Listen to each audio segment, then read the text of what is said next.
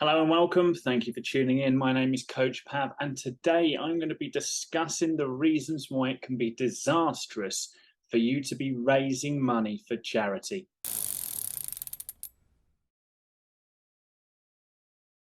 It goes without saying that, of course, I'm not suggesting that you just don't raise money for charity. I've been lucky enough to work with guys such as Mark Beaumont, Ben Smith, Dean Stark, Guy Stapleford. I could name drop, loads of people who have raised literally millions for charities and good causes. And I myself, if you followed my journey, have raised tens of thousands for mental health charities as well. And I think the first thing is to note with that is that they probably all would agree with me when I say that the hardest part of most of these challenges is actually the fundraising, and specifically detaching detaching an emotional response from the amount raised, because we all go in with high hopes, and when it's not quite reaching our monetary targets, it can be quite soul destroying. It would be. It would. I'm sure that if you put yourself in our situation, or you think about a situation where you were raising money for charity, or maybe you've done this before, and you really want to raise the most amount for charity. If you put an actual target in place and you're nowhere near, or it's slow going, and it can be really hard to come through that. So today I'm going to be discussing my thoughts around how you can make this work, and not place so much stress on yourself, mental stress, that actually, you turn up to the event and you already wish it was done because you're burnt out from doing all this work. While money can't buy you happiness, we've heard that saying, we've heard that statement for probably all our lives. I have no idea where that originated from. I haven't bothered Googling it. Please feel free to Google and leave it in the comments. But money can't buy you happiness. Not necessarily the truest statement, really. So a study conducted in 2014, and I'm going to butcher this name, so I apologize. Pradnya K. Surana showed that actually people who donate money to charity tend to live happier lives. So I think that in that case, I do believe, and I'm one for giving back as much as possible, and I donate to charity, probably not as much as I should. But I do honestly feel like I feel amazing when I do, donate money, whether that is just giving a bigger tip to someone who served you, and that's been great, a restaurant, or a homeless person, just dropping them some money.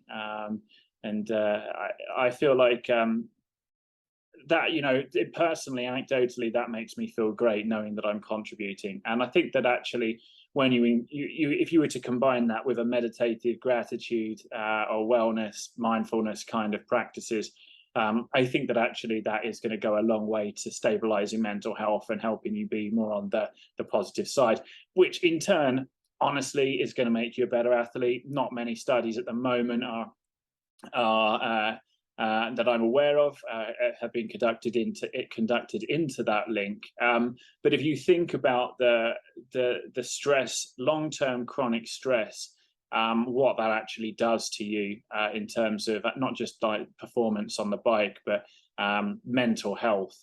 I'm sure that you'll agree with me that it's a no-brainer that the happier you are, or maybe the less stressed that you are, the better long-term performance you're going to get. And so I think that that's probably the biggest reason why you should raise money for charity. Again, I'm going to go into a bit more detail of this, of course, but I think that if you can make it work following the tips that I'm going to set out, I definitely recommend that it's good. And if you can't, then maybe if you can afford to donate for charity as well, I think that's that's going to be an absolute game changer. At least it will be a step in the right direction. So obviously that's the biggest positive we can relate from donating money to charity in terms of our athletic performance, at least. But there are obviously, and I've mentioned a couple of them, there's a couple of really big problems that come with raising money for charity. And the first one is, as I mentioned, the expectation around it. And you want to see a return for your hard work, whether that is riding 100 miles for the first time, doing something like London to Brighton, even race across America, like a few of my guys have done this year, or my Route 66. You kind of place a big expectation around how much. I mean, I did, and I know the athletes that I've worked with, and I think that people like Mark Beaumont will agree as well. There is an expectation around how much you want to earn, and obviously I think that we probably tend to go in with a number that is big, and the problem with that expectation is, as I said, it creates far too much stress. So I think that if you are, and people, if you probably know just from your general kind of mentality, whether you're somebody that places big expectations on themselves, be that in athletic performance, probably the biggest measurement or measure that you can go by there. If you are somebody who has high expectations and then struggles to detach, or suffers mentally when they don't reach those expectations, then raising money for charity is probably a big hard no. at least raising money for charity with cycling is a hard no, because you're not going to be able to detach, and the fact that you're going to be trying to train and you're going to be really tired from that, and then trying to raise money, you are going to get to the start of your event and already want it to be over, and that's not a great way to enter any event. You are most likely to fail when you go in with that mentality. And I touched on it there. So the second one really is that negative mindset.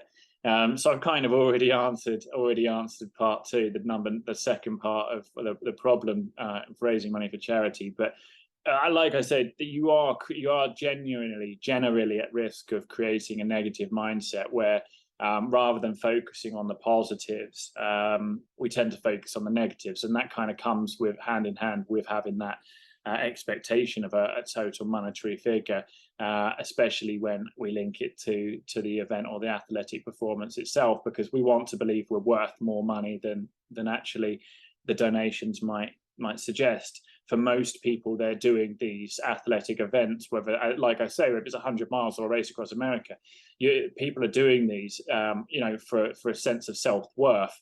And when we ask for donations for, not for ourselves, but for charity, and we don't get them, we almost can't distinguish the fact that people are just not donating. They're not donating because of us. There's probably plenty of reasons. Like, I get asked for donations all the time. I've chosen my charities that I donate money to.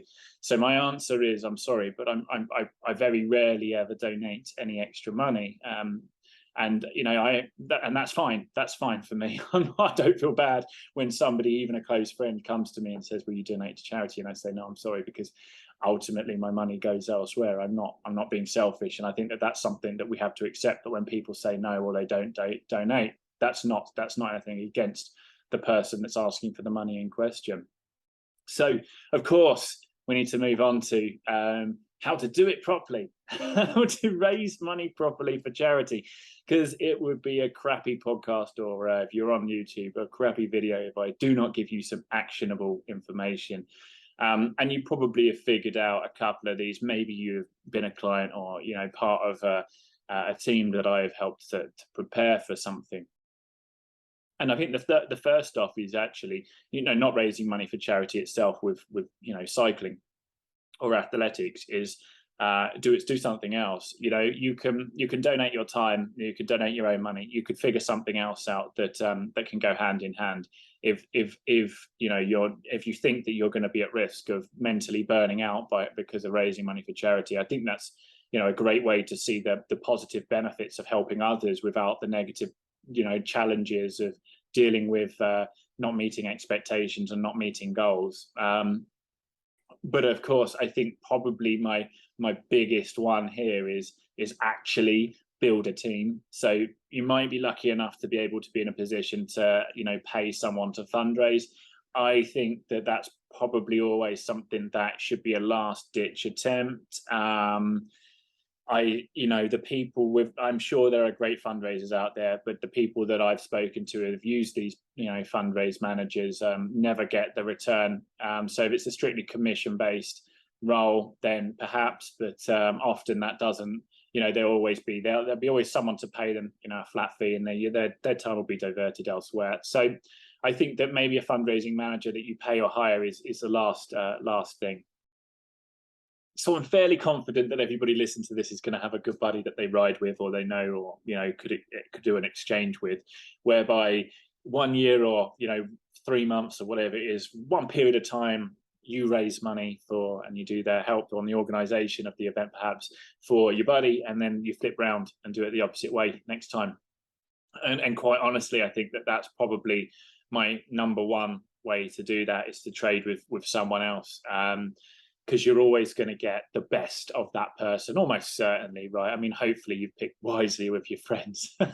But I think that most of us wouldn't have a buddy who, if they had the time to be able to donate into them, they're not doing their own, crazy event, they're actually more than likely going to be able to do that. And that takes the weight, the pressure off from you. You don't even need to have to worry about how much has been donated. Don't check it. Just let your buddy deal with it. And then obviously reciprocate that the next time. So I'm going to summarize this blog with my top 5 tips for raising money for charity by cycling. I'm literally just going to read these off. So if you are off the blog that is on my website. So if you're on either on the podcast or on YouTube and you're watching this or listening to this, coachpav.com/blog is where you're going to find this list. Which and the blog, so you can have a look, and lots of other useful resources as well. Plus we have a community now. I'm going on a tangent, but we do have a community which you'll find on the website, where you possibly could find some cycling friends if you have none, but definitely expand your network. And there are lots of people who are more than willing to put their time into cycling related events, even if it's not riding themselves. So you might find a fundraising manager. Back on topic, and with my top 5 tips for raising money for charity by cycling.